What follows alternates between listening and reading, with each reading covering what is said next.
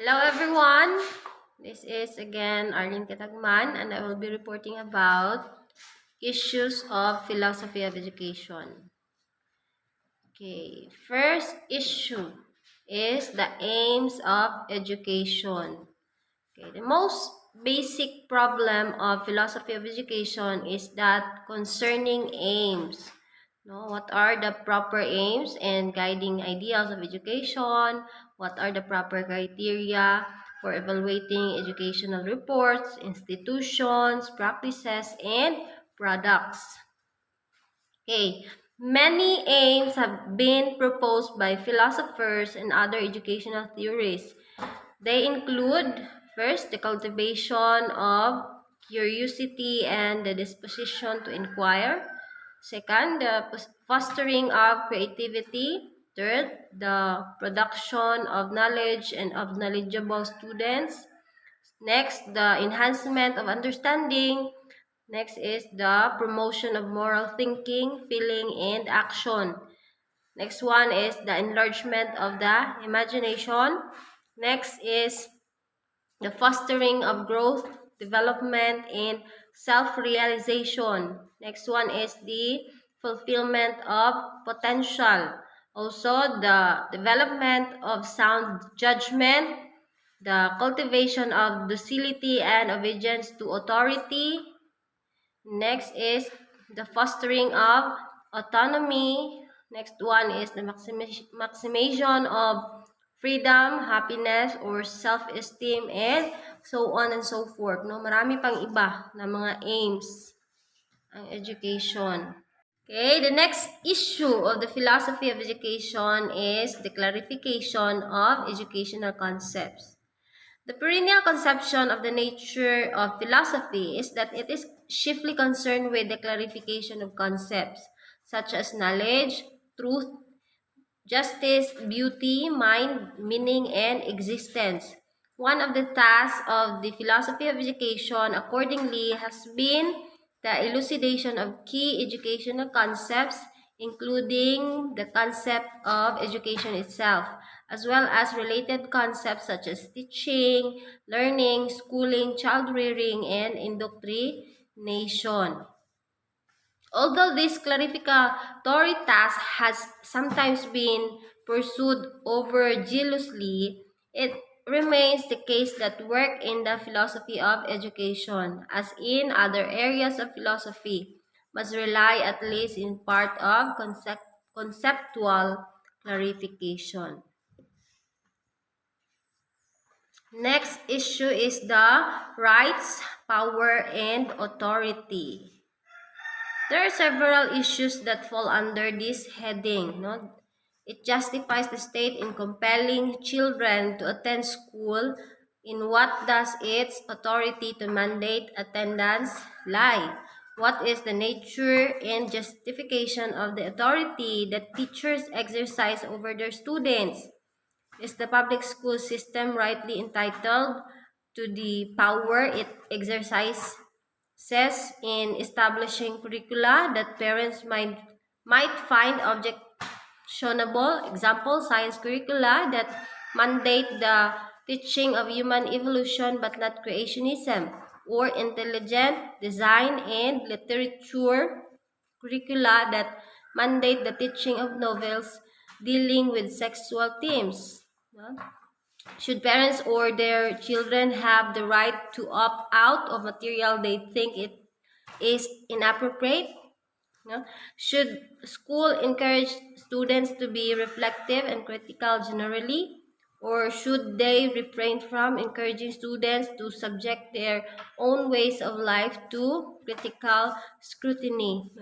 Marami talagang issues dyan kung ano ang dapat na ituro, kung ano ang dapat na, kung ano yung mga rights and kaninong power yung susundin o ano ba, authority, no? Kung ano bang say ng parents or kung ano bang say ng students, no? Tungkol sa curricula or curriculum na pinapatupad. Okay. Next issue is the critical thinking. Many educators and educational scholars have championed the educational or of critical thinking. It is not obvious that critical thinking is, and philosophers of education accordingly have developed accounts of critical thinking that attempt to state what it is and why it is valuable.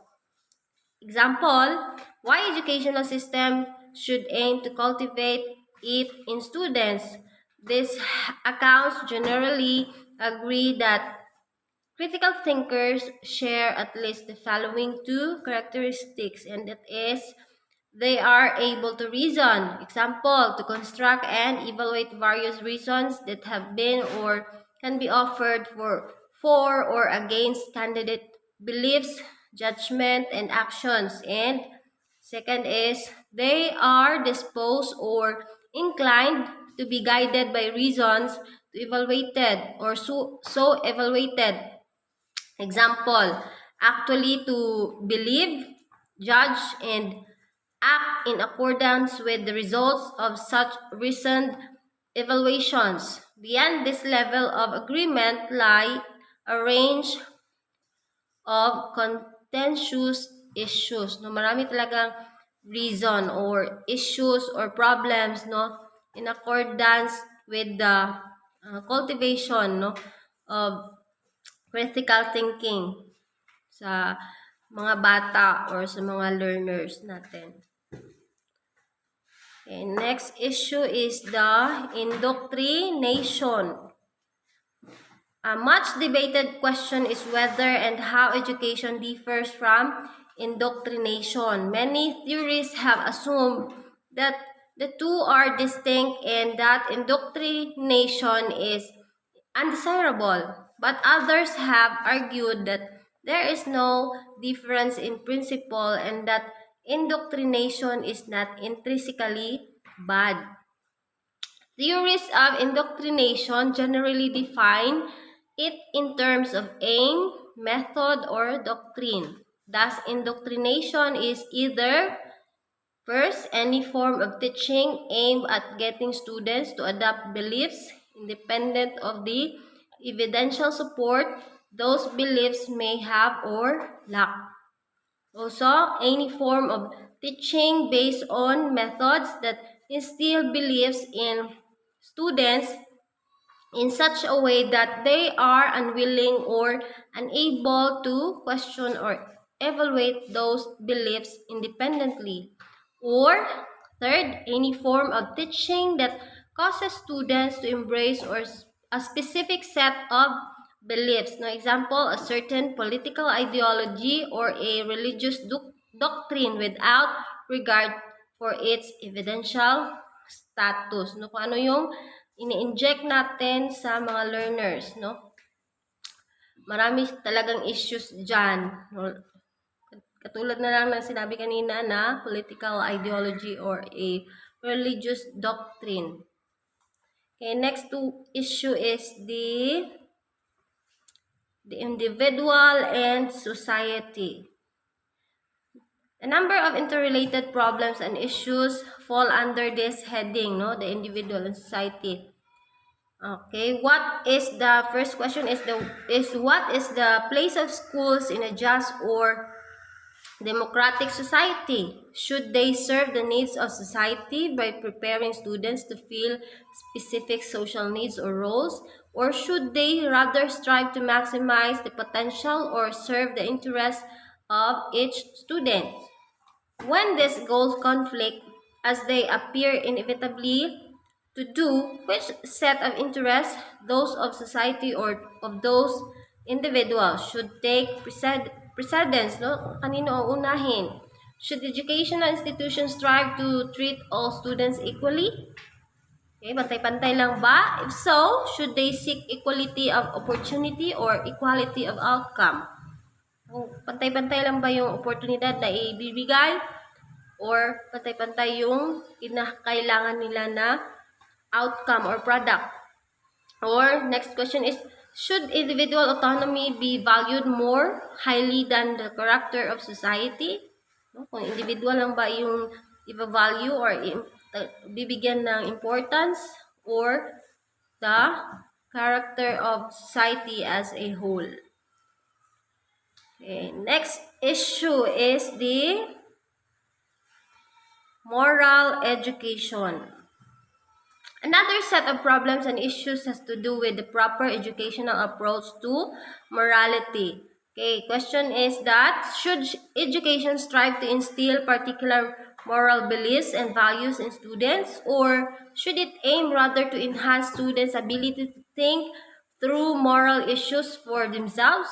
Or if the latter, how should educator distinguish between good and bad ways to think about moral issues?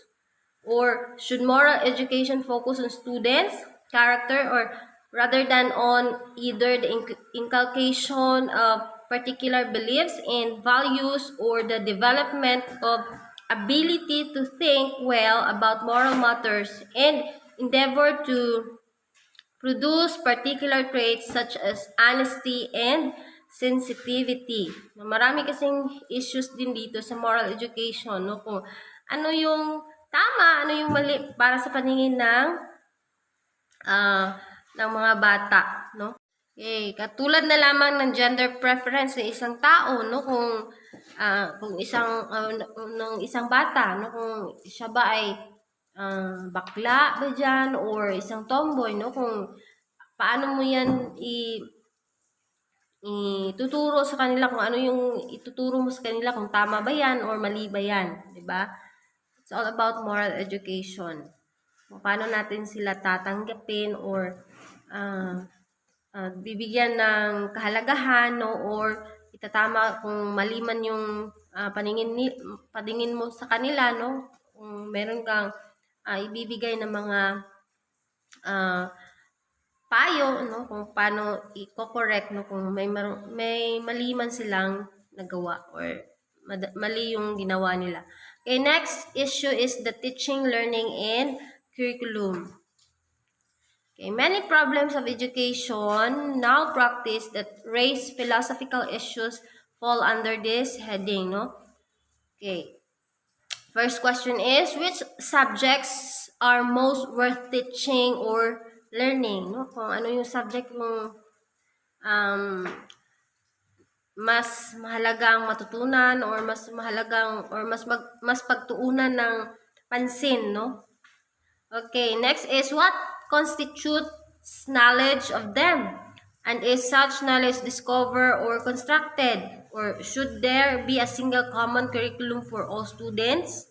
Or should different students study different subjects depending on their needs or interests as they we taught? Ana, no? Kailangan ba isa lang yung curriculum na susundin, no, para sa lahat ng mga bata, or kailangan na iba-iba, no, para sa diverse students natin? Ano ba, no? Yan, talagang issue yan sa ating educational philosophy, no, kung ano yung kailangan natin ituro or anong curriculum ang sundin natin. And if the latter, should students be tracked according to ability, no?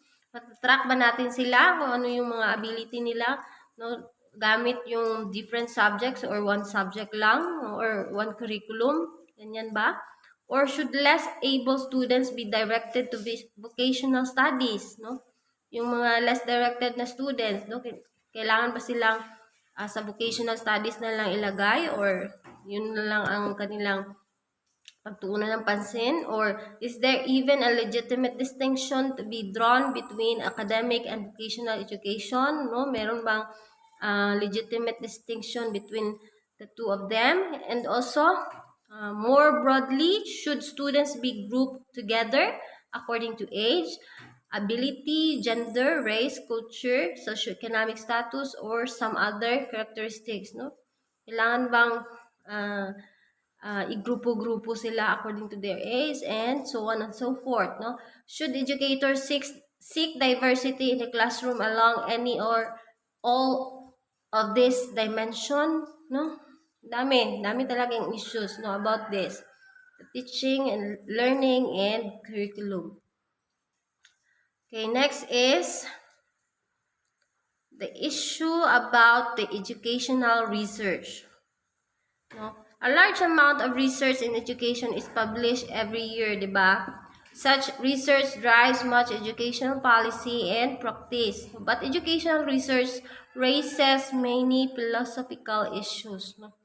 Yung mga research na yan, no, sa education natin.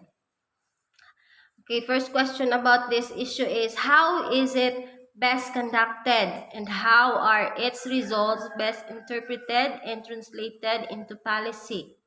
Marami sa atin sa school, no, meron tayong school research paper, no, kung ano yung mga kailangan sa school, no, kung ano yung mga kakulangan, no, na dapat natugunan.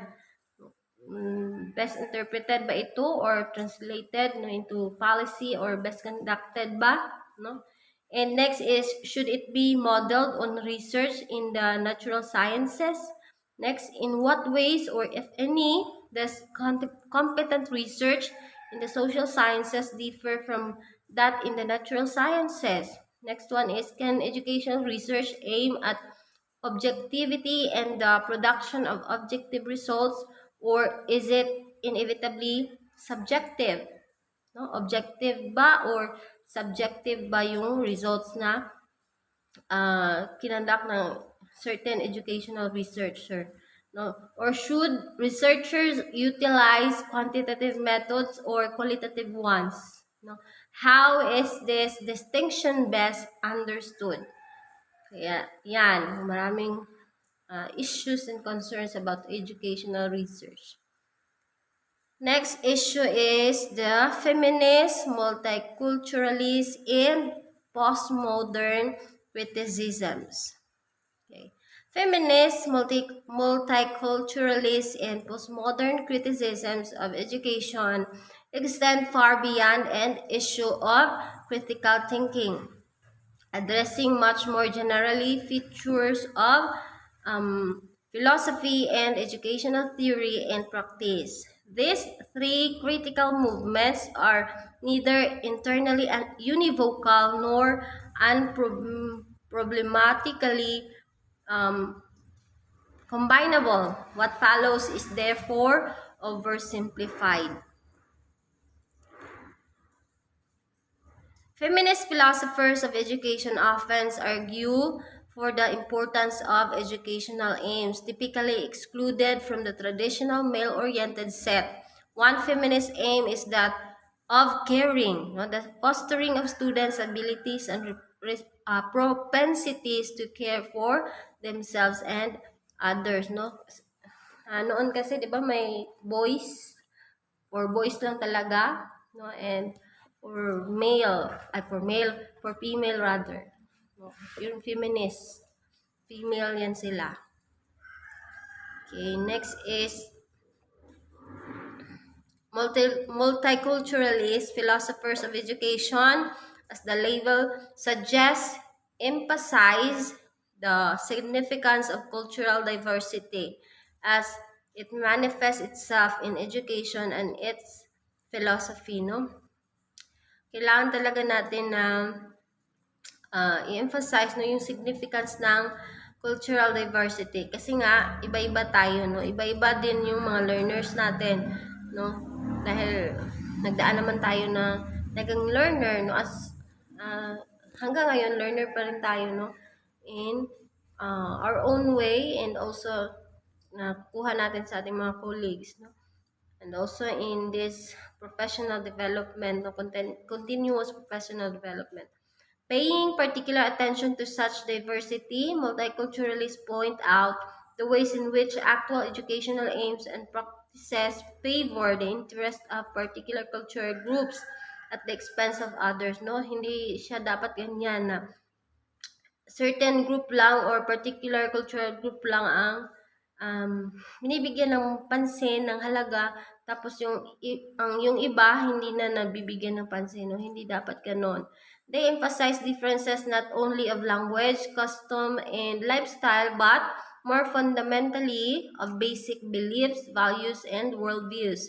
They argue that education must not privilege the cultures of certain groups, but treat all groups with equal seriousness and respect, no?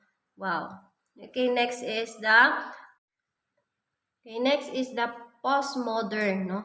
Postmodern philosophers and philosophers of education challenge basic aspects of traditional philosophical theorizing by calling into question the possibility of objectivity, the neutrality of reason, the stability of meaning, and the distinction between truth and power.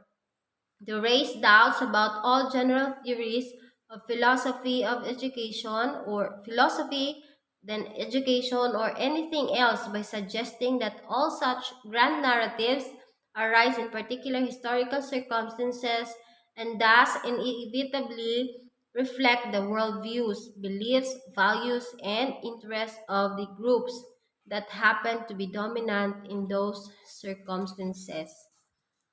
Okay. Okay, to conclude, all educational activities from classroom practice to curriculum decisions to the setting of policies at the school, district, division, and national levels inevitably rest upon philosophical assumptions, claims, and positions. Consequently, thoughtful and defensible educational practice depends upon philosophical awareness and understanding. To that extent, the philosophy of education is essential to the proper guidance and educational practice. No? And that is my report. God bless everyone. Thank you for listening. I hope you have learned something about my report. This is Arlene Katagman. God bless everyone. Bye.